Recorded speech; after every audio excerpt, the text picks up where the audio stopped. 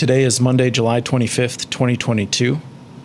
The daily Bible readings for today are Psalm 55, 16 through 23, Esther 5, 1 through 14, and Colossians 2, 16 through 3, 1. We begin with Psalm 55, 16 through 23. But I call upon God, and the Lord will save me. Evening and morning and at noon, I utter my complaint and moan, and he will hear my voice. He will redeem me unharmed from the battle that I wage, for many are arrayed against me. God, who is enthroned from of old, will hear and will humble them, because they do not change and do not fear God.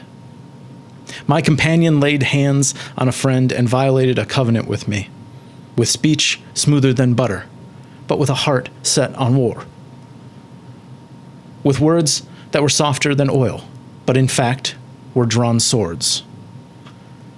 Cast your burdens on the Lord, and he will sustain you. He will never permit the righteous to be moved. But you, O God, will cast them down into the lowest pit.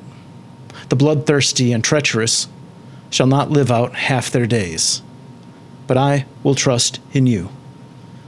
Esther 5, 1 through 14. On the third day, Esther put on her royal robes and stood in the inner court of the king's palace, opposite the king's hall. The king was sitting on his royal throne inside the palace, opposite the entrance to the palace. As soon as the king saw Queen Esther standing in the court, she won his favor, and he held out to her the golden scepter that was in his hand. Then Esther approached and touched the top of the scepter. The king said to her, "What is it, Queen Esther? What is your request? It shall be given you, even to the half of my kingdom." Then Esther said, "If it pleases the king, let the king and Haman come today to a banquet that I have prepared for the king." Then the king said, "Bring Haman quickly, so that we may do as Esther desires." So the king and Haman came to the banquet that Esther had prepared. While they were drinking wine, the king said to Esther, "What is your petition? It shall be granted you. And what is your request? Even to the half of my kingdom. It shall be fulfilled." Then Esther said, "This is my petition and request. If I have won the king's favor, and if it pleases the king to grant my petition and fulfill my request, let the king and Haman come tomorrow to the banquet that I will prepare for them. And then I will do as the king has said." Haman went out that day happy and in good spirits. But when Haman saw Mordecai in the king's gate, and observed that he neither rose nor trembled before him, he was infuriated with Mordecai. Nevertheless, Haman restrained himself and went home.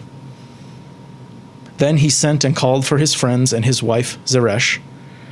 And Haman recounted to them the splendor of his riches, the number of his sons, all the promotions with which the king had honored him, and how he had advanced him above the officials and the ministers of the king.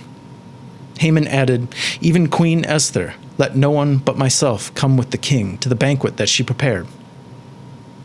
Tomorrow also I am invited by her, together with the king.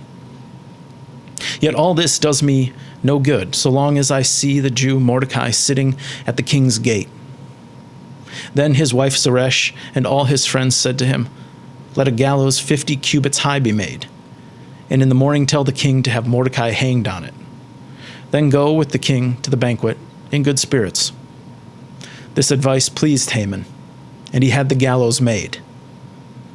Colossians 2, 16 through 3, 1. Therefore, do not let anyone condemn you in matters of food and drink, or of observing festivals, new moons, or Sabbaths. These are only a shadow of what is to come, but the substance belongs to Christ. Do not let anyone disqualify you, insisting on self-abasement and worship of angels, dwelling on visions, puffed up without cause by a human way of thinking, and not holding fast to the head, from whom the whole body, nourished and held together by its ligaments and sinews, grows with a growth that is from God. If with Christ you died to the elemental spirits of the universe, Why do you live as if you still belonged to the world? Why do you submit to regulations? Do not handle, do not taste, do not touch. All these regulations refer to things that perish with use. They are simply human commands and teachings. These have indeed an appearance of wisdom in promoting self-imposed piety, humility, and severe treatment of the body, but they are of no value in checking self-indulgence. So, if you have been raised with Christ, seek the things that are above, where Christ is, seated at the right hand of God.